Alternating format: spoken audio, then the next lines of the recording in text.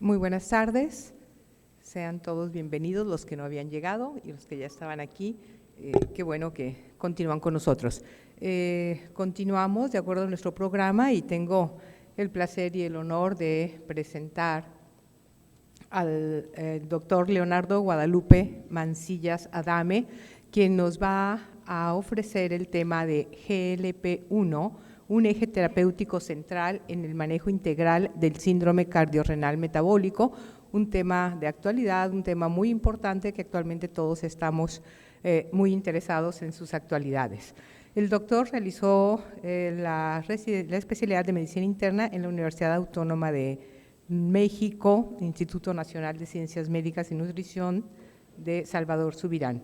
Tiene especialidad en endocrinología por la UNAM, tiene una alta especialidad en diabetes, una alta especialidad en obesidad y tiene un doctorado en el curso en la Universidad Autónoma de Nuevo León en diferentes áreas de investigación, como son la obesidad y sus complicaciones metabólicas, diabetes mellitus tipo 2, así como una enfermedad hepática grasa metabólicamente asociada. Damos la bienvenida al doctor, agradecemos su presencia. Bienvenido, doctor, y adelante.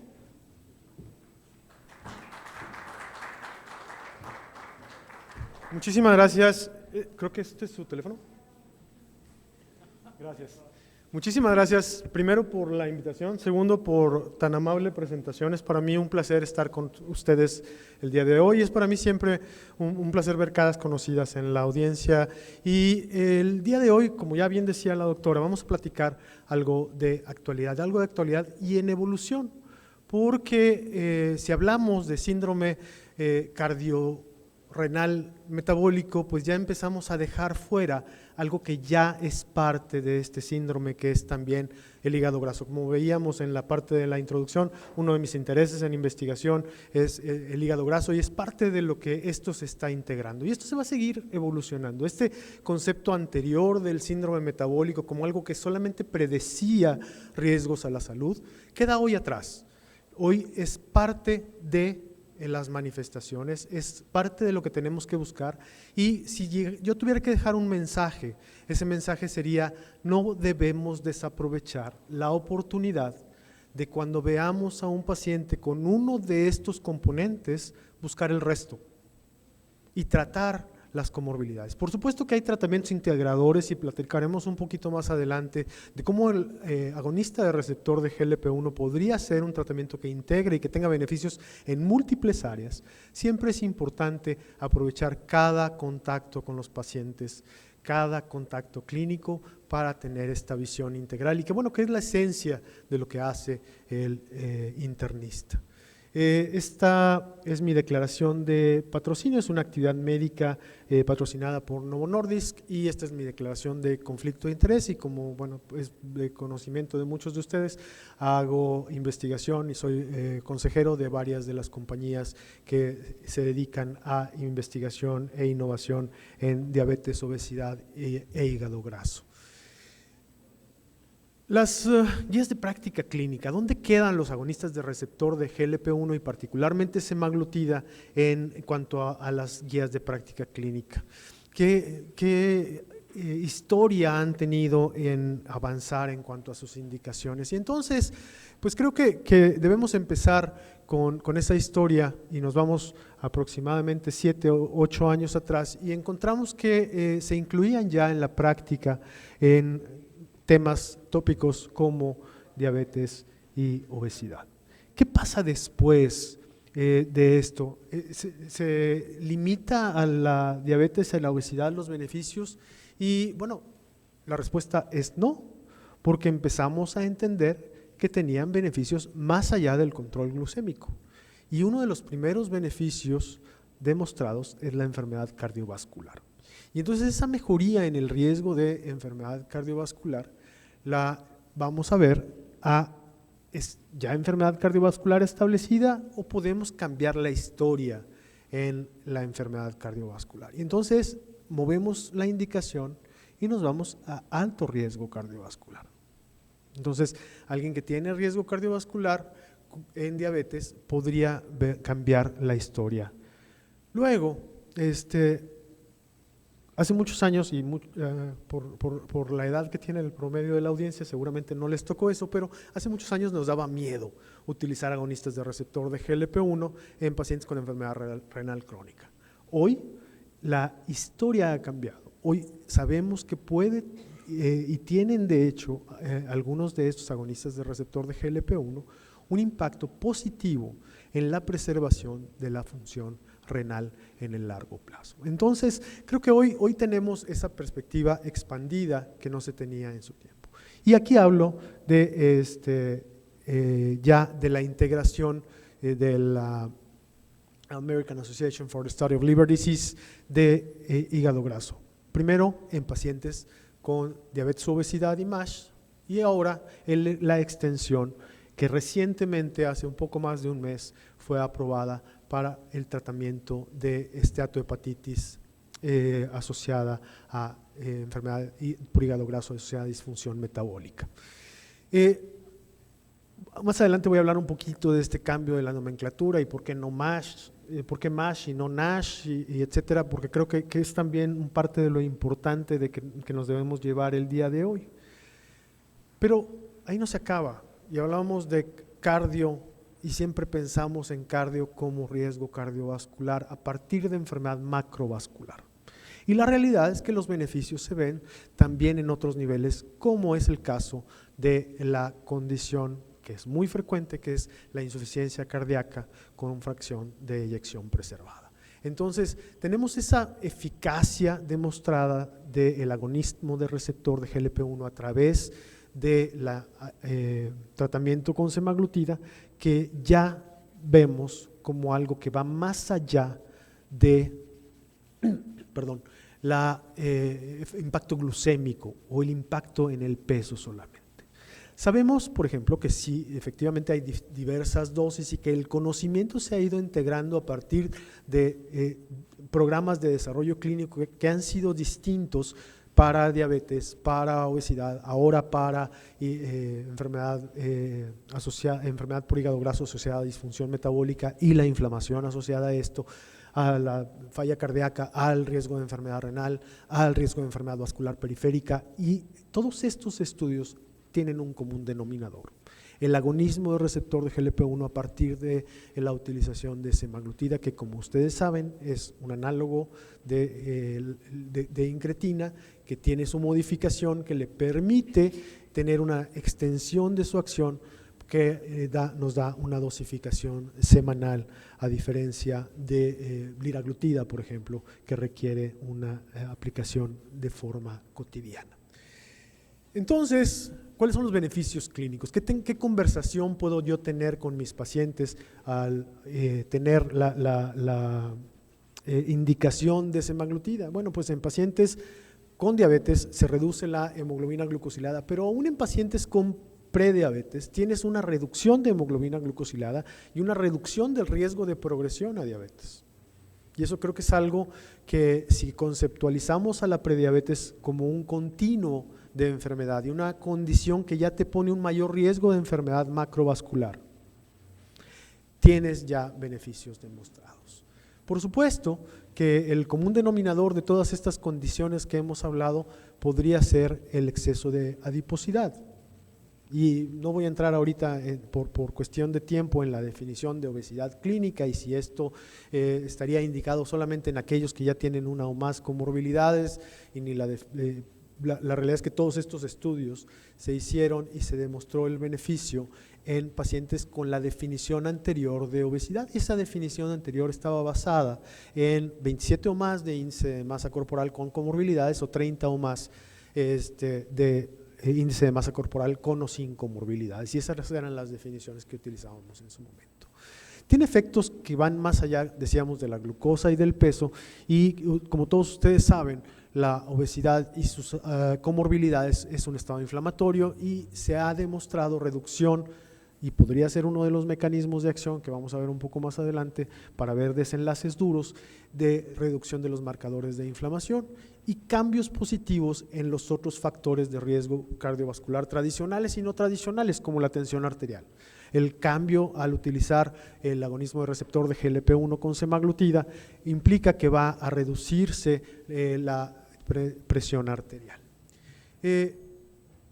Vemos entonces ya no nada más proxies de enfermedad, sino desenlaces duros. Y en desenlaces duros, y por eso está en rojo ese círculo, esos desenlaces duros es la reducción de eventos cardiovasculares mayores. Y esa reducción de eventos cardiovasculares mayores se demuestra en diabetes, pero después se demuestra en obesidad sin diabetes. Y hay un beneficio entre más temprano se impacte en la obesidad para reducir los eventos cardiovasculares. Y cuando empezaríamos a pensar que todo depende de la adiposidad que hablábamos 2 clics antes, pues hay beneficio que es independiente de la reducción de peso. Entonces, casi siempre buscamos el desenlace a partir del impacto mayor de la molécula, pero hay que recordar que estas moléculas nacieron como un tratamiento contra la diabetes y a partir de ahí ha sido todo este desarrollo. ¿Qué sigue? ¿Qué pasó ya? ¿Qué más desenlaces puedo ver si ya estoy viendo que mejora la glucosa, que mejora el peso, que mejora la presión, que baja el riesgo de desenlaces cardiovasculares mayores? Pues que mis pacientes se mueran menos y entonces se reduce la mortalidad. Y ahora vamos por los otros órganos, la expansión de ese síndrome metabólico al síndrome cardiorrenal metabólico y que pronto se le va a incluir el hígado en esta definición y es la protección de la función renal, los desenlaces de fibrosis hepática y los desenlaces de falla cardíaca. Por supuesto que no todo el beneficio vascular se ve en el corazón. Y creo que el mejor ejemplo es el estudio en enfermedad arterial periférica, donde el agonismo de receptor de GLP-1 con semaglutide demostró que los pacientes pueden incrementar la distancia que caminan sin haber recibido una terapia de revascularización específica.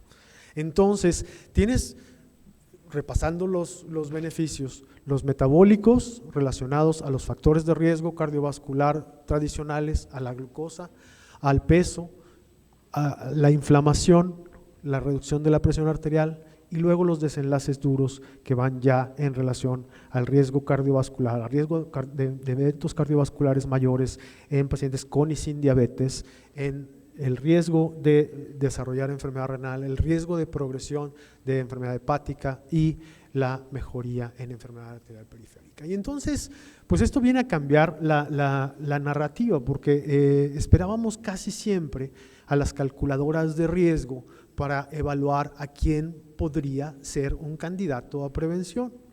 Y pensábamos que solamente los individuos de alto riesgo deberían recibir una terapia intensiva de prevención.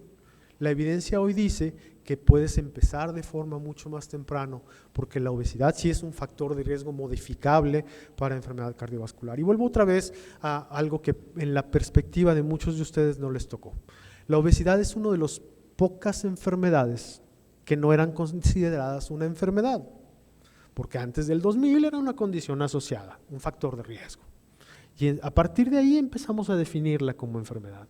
Y sé que hoy suena lejísimos el año 2000, pero son solo 25 años en la historia de medicina, no es nada. Una vez que defines a la obesidad como enfermedad, finalmente es meritoria de tratamiento. Y una vez que recibe ese tratamiento, estuvo enfocada por muchísimo tiempo en kilos y por muchísimo tiempo en la magnitud de kilos que eran factibles con los tratamientos que se usaban en esa época. Y algunos de ustedes no me dejarán mentir, los tratamientos que se usaban hace 10 años, lográbamos reducciones de peso que estaban en un dígito. Y éramos muy felices cuando lográbamos una reducción de 5 o 7% de peso, porque eso ya tenía impacto en el desarrollo de comorbilidades.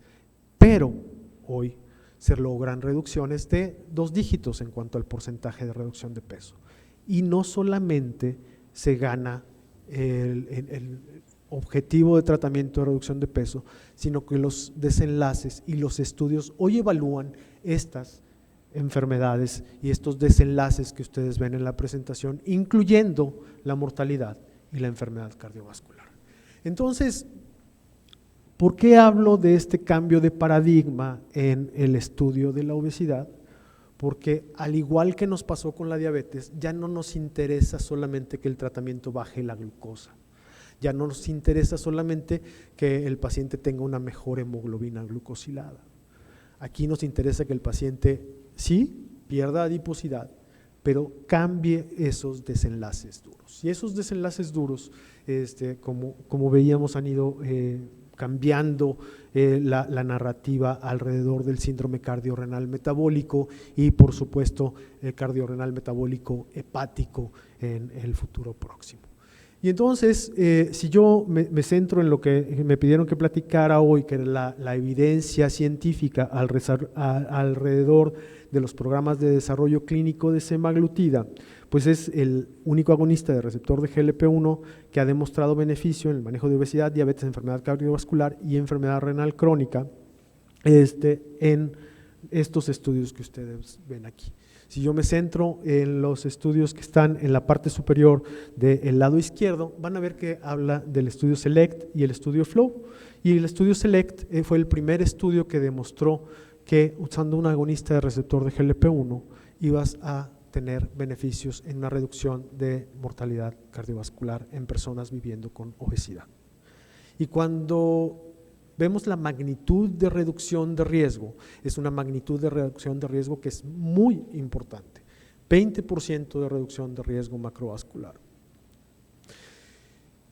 Si luego nos vamos a el análisis de los otros estudios que incluyen el programa STEP en diabetes,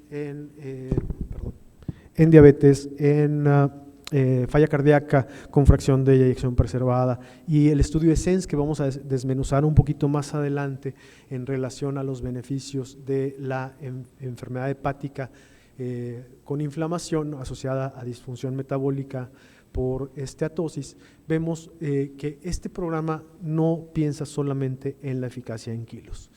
Hay siempre en los estudios esta pregunta de ¿estaremos obteniendo los máximos beneficios?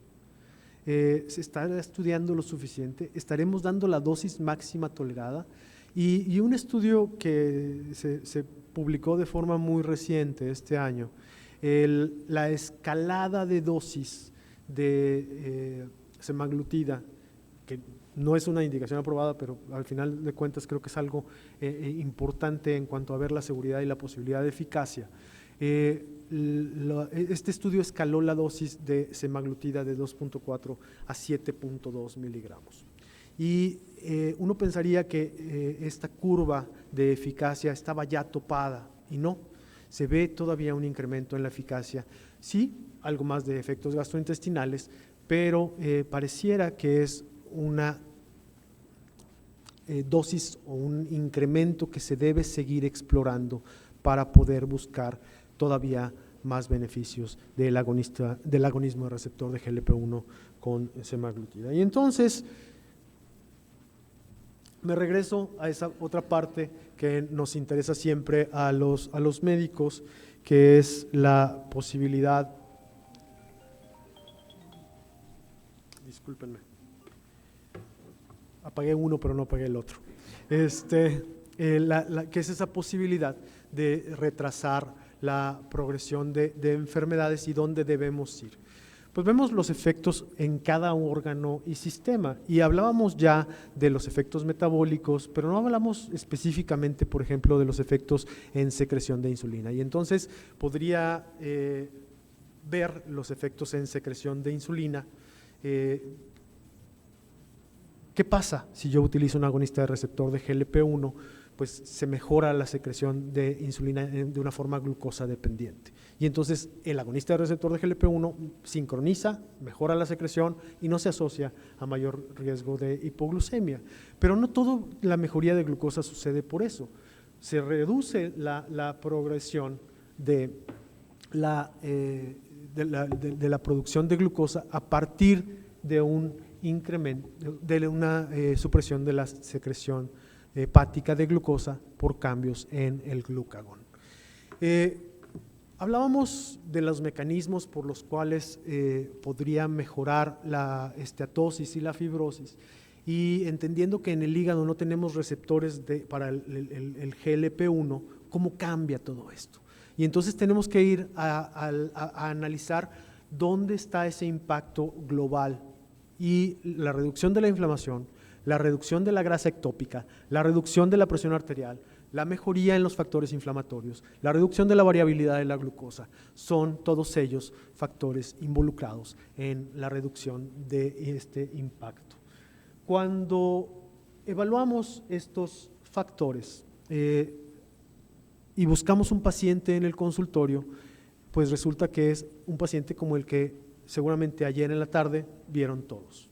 Una persona que vive con obesidad, que tiene algo de resistencia a la insulina y sus manifestaciones, que puede tener hipertensión, que tiene manifestaciones discretas de insuficiencia cardíaca, que además es algo infradiagnosticado con muchísima frecuencia, que tiene alteración de las pruebas de función hepática con elevación en transaminasas, que si le calculo el FIB4 a lo mejor sale en 1.8, y entonces tengo a el paciente que podría ser candidato a utilizar estos agonistas de receptor de GLP-1 como semaglutida. Y entonces, este programa de desarrollo clínico es un programa que no está desorganizado, es un programa que va buscando estos desenlaces y que ha ido concluyendo los beneficios. Y empiezo, por ejemplo, con los estudios de desenlaces cardiovasculares.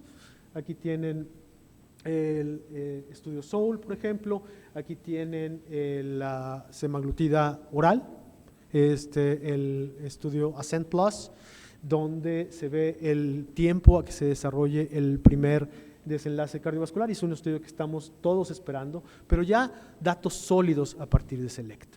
¿Qué vemos del otro lado? Bueno, pues la parte de enfermedad vascular periférica, el estudio STRIDE, el estudio de añadir, optimizar el control de la glucosa en aquellos pacientes que ya utilizan insulina, porque uno pensaría, si estoy con un inyectable, ¿vale la pena combinar con insulina? Y la respuesta es sí.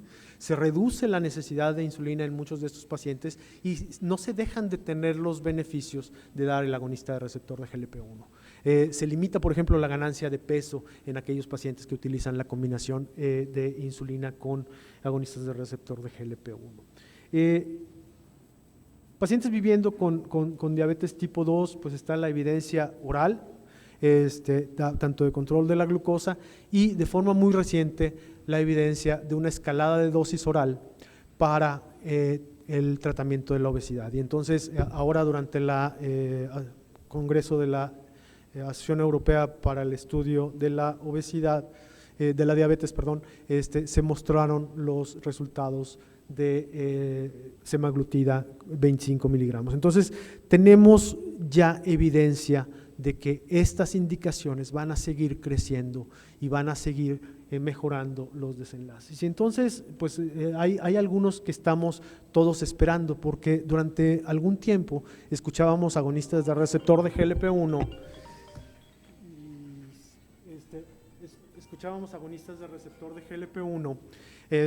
y entonces veíamos y la retinopatía, porque aquellos estudios iniciales o aquellos reportes iniciales del agonista de receptor de GLP-1 que podría incrementar el riesgo de retinopatía, finalmente creo que ha estado mostrándose con evidencia científica que el NION no es muy diferente en aquellos pacientes que utilizan agonistas de receptor de GLP-1 o tienen la enfermedad de base como la obesidad y la diabetes.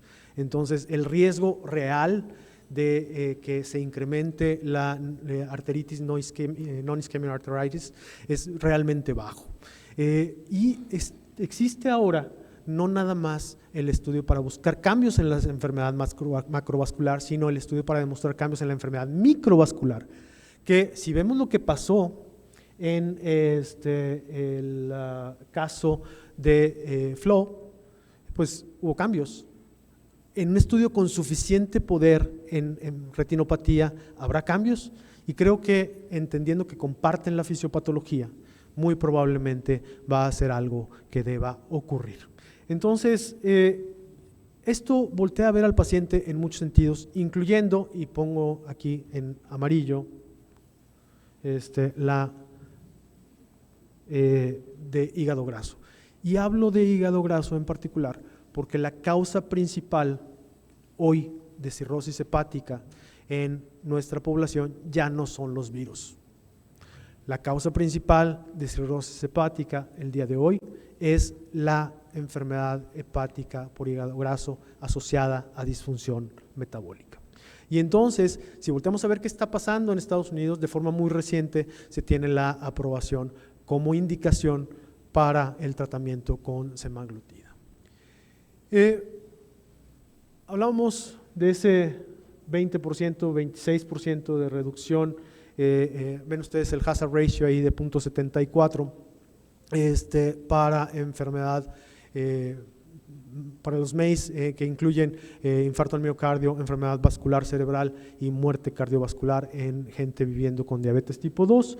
Y bueno, no todos los agonistas de receptor de GLP-1 han demostrado ese mismo beneficio. Es cierto, si yo veo la reducción de semaglutida, ven el intervalo de confianza cae por debajo del 1 con un estimado en 0.74.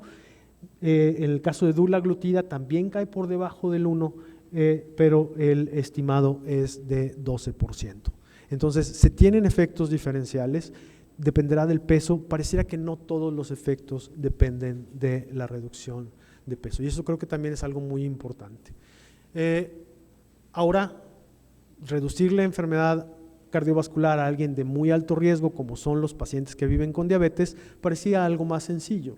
Se demuestra después en el estudio SELECT la reducción de eventos mayores cardiovasculares en pacientes viviendo con sobrepeso y obesidad sin diabetes. Y entonces el tratamiento con el agonista de receptor de GLP-1 reduce en 20%, ven ahí el estimado de reducción del hazard ratio a 0.8, con un intervalo de confianza que cae suficientemente por debajo del 1 para demostrar que esto es algo que no solamente es estadísticamente significativo, sino una reducción del 20% que es clínicamente significativo. Luego nos vamos a la vida real, porque siempre hablamos de los estudios en relación a la investigación clínica, si será algo extrapolable a lo que hacemos en la vida diaria. Y entonces este estudio es un estudio de vida real que evalúa la reducción de eventos cardiovasculares comparado con tirzepatida en pacientes con, perdónenme, que se estaba buscando la reducción en en eventos mayores cardiovasculares. Y ustedes ven el análisis de intención de tratar con una reducción de prácticamente 30% y el análisis por protocolo una reducción de 57%, donde ven ahí el hazard ratio de 0.43. ¿Será todo la reducción de peso? Y entonces una de las formas de evaluar esto es si el beneficio empieza antes de que se haya logrado toda la reducción de peso. Y si ustedes ven esta curva, ustedes ven cómo esa diferencia empieza a ser significativa tan temprano como 6 meses, donde ya tienen ese hazard ratio de 0.6 y todavía no se ha logrado toda esa reducción de peso. Entonces hay efectos que van más allá que la reducción del peso en la reducción de estos eventos. En el estudio FLOW, 20% de reducción de riesgo en pacientes de muy alto riesgo cardiovascular, como son los pacientes que tienen falla renal. Vean 20% de forma consistente. Entonces, estamos viendo algo que es muy consistente en cuanto a la reducción de morbilidad cardiovascular y de mortalidad. Es el único, semaglutida es el único agonista de receptor de GLP-1 en el que se muestra esta reducción en eventos cardiovasculares mayores en un estudio que es dedicado para enfermedad cardiovascular.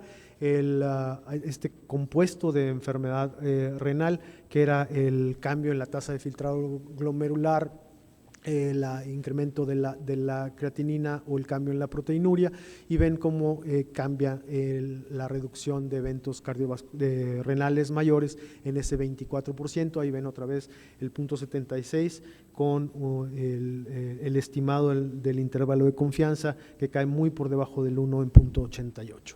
Entonces, volteamos a ver otra vez, y aunque este no era el objetivo de la diapositiva, donde empieza a ver las diferencias, y se ve también de forma muy temprana en el largo del estudio. Este es un estudio que duró 48 meses.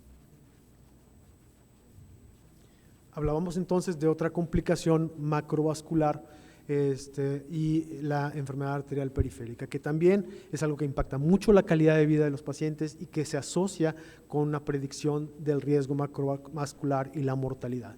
Y ustedes ven aquí cómo esta función de la evaluación de la enfermedad arterial periférica, que incluye la presencia de un incremento en la distancia de la caminata, que mejora los síntomas, que mejora los parámetros hemodinámicos evaluados durante el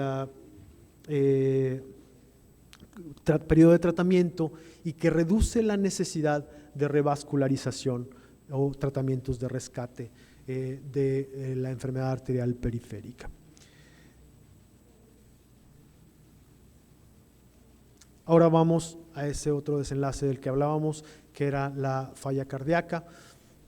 Y bueno, pues aquí otra vez, y aquí la reducción es de prácticamente 70% de muerte cardiovascular o eventos de hospitalización por falla cardíaca, al primer evento de falla cardíaca o evento cardiovascular, y vean cómo las curvas se separan de una forma muy importante, y que ni siquiera necesitas tener una gran cantidad de eventos para ver esa diferencia. Cuando ves en un estudio con tan pocos desenlaces esta magnitud de diferencia, es que el impacto del tratamiento es muy grande, y eso se demuestra por el hazard ratio y el intervalo de confianza que ustedes ven. A pesar de que son pocos eventos, está bien cerradito el intervalo de confianza, y cae muy por debajo del 1 y muy cerca del estimado, que es 0.3.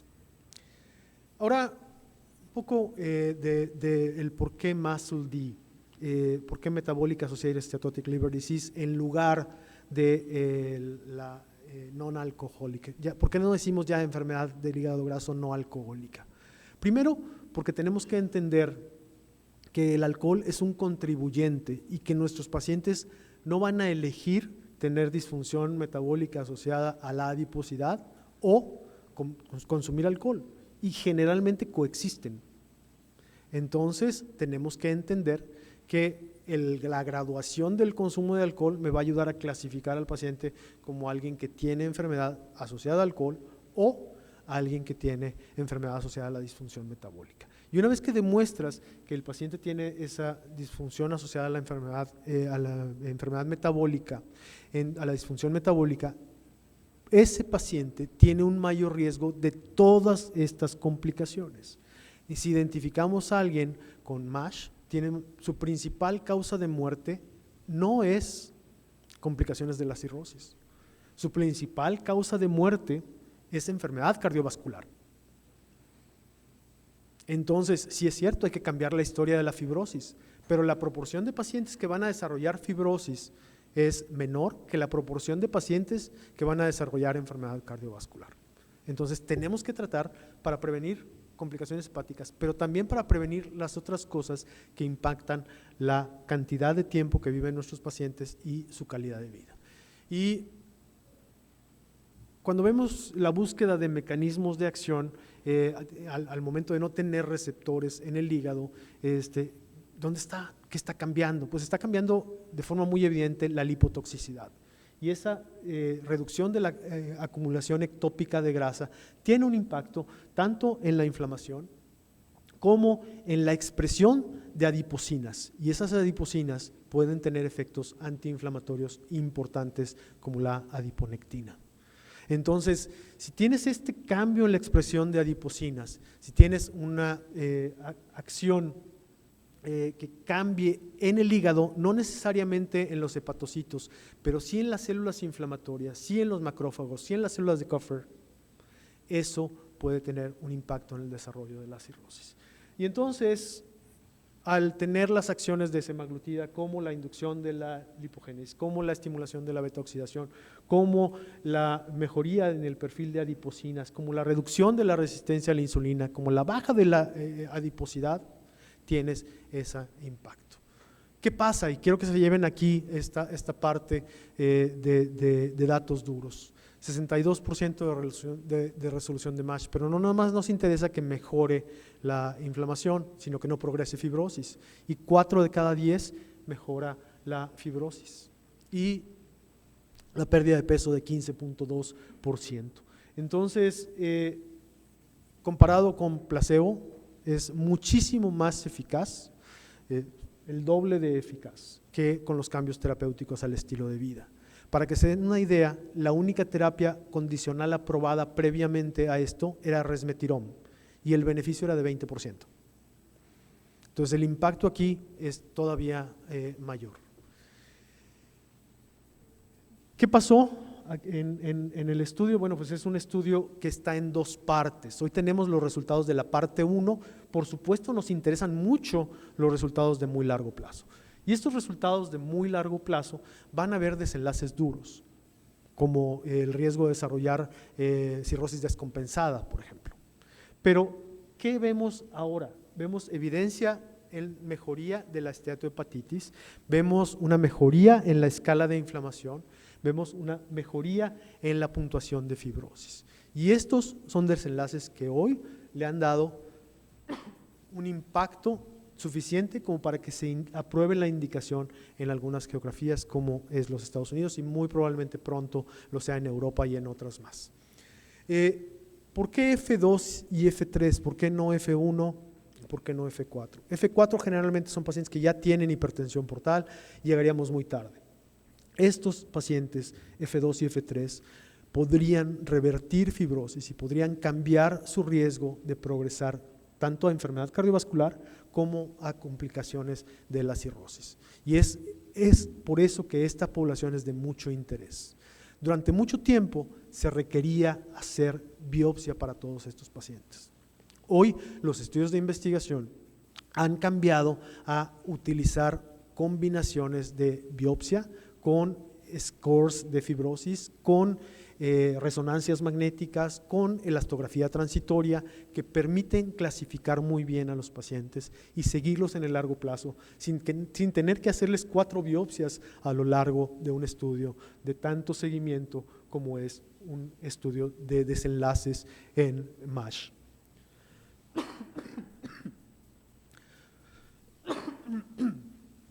Pero eso no se descarta que no se tengan evaluaciones patológicas, y sí se tiene una subpoblación en la que se van a estudiar los desenlaces cardiovasculares. Entonces se tiene una biopsia que se evalúa de forma cegada, que se evalúa de forma cegada, el paciente se incluye al estudio, entra y a la reevaluación el paciente se vuelve a hacer una biopsia en la semana 72 y se comparan en una relectura de esa biopsia con la nueva.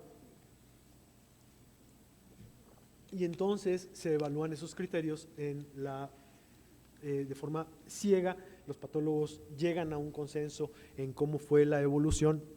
Y si no se llega a ese consenso de la biopsia, había un tercer patólogo que daba la posibilidad de desempatar para saber si alguien estaba progresando o no en la fibrosis.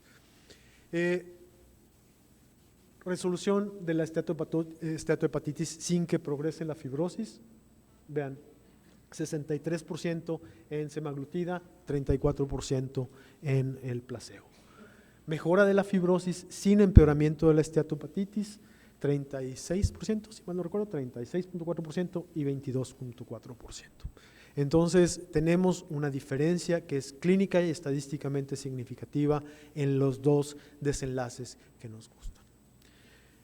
Cierro con un comercial de las guías para tratamiento de sobrepeso y obesidad de la Sociedad Mexicana de Nutrición y Endocrinología, que pueden encontrar tanto en la revista de la sociedad, en el sitio de la Sociedad Mexicana de Nutrición y Endocrino, como en su reporte original en Obesity Reviews. Cualquiera de ellas son exactamente la misma información y contienen una visión de no centrar el tratamiento del sobrepeso y la obesidad única y exclusivamente en el peso.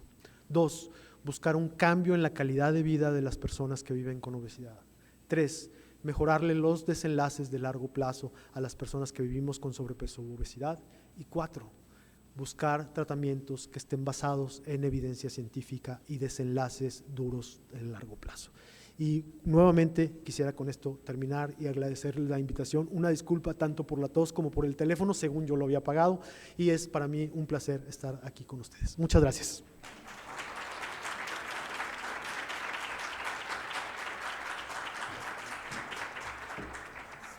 Muchísimas gracias al doctor por esta excelente charla. Realmente fue una compilación bastante importante y bueno, es ahorita todo lo que estamos esperando, es ver que las resoluciones y que las definiciones y que las autorizaciones, por favor, recordemos que no todas están autorizadas porque luego vemos un abuso a veces en esto, ¿verdad?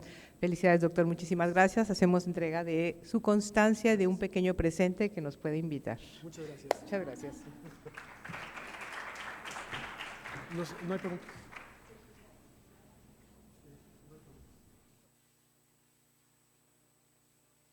Tenemos un par de minutos para un par de preguntas breves y concisas.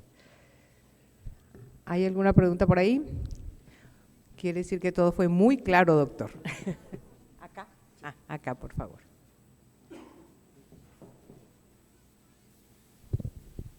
Buenas tardes. Bueno, ahora sí que, digo, yo soy infectóloga, no veo tanto, o no trato más bien estos padecimientos, pero ahora sí que desde la ignorancia, en estos ensayos clínicos se incluyó población mexicana.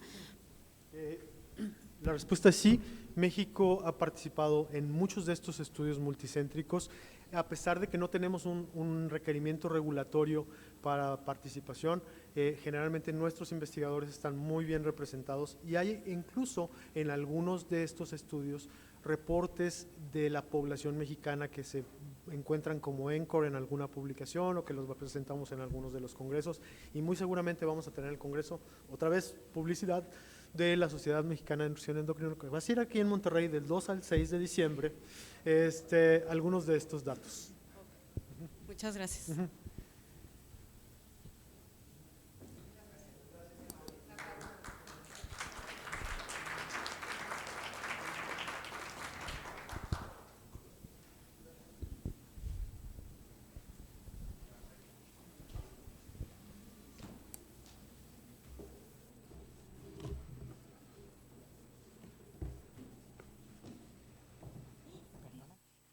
Los invitamos ahora a pasar al área comercial para el corte de listón y la inauguración del área comercial.